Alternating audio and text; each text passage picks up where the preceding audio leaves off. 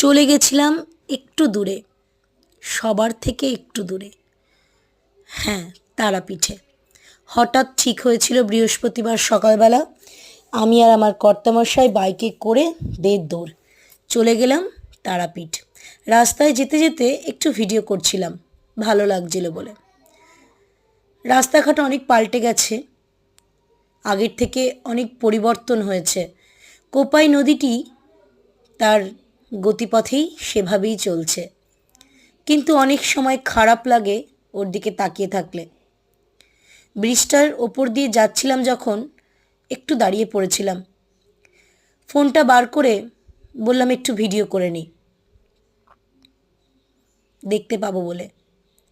আর মনটা হলো তোমাদেরকেও দেখাবো বলে।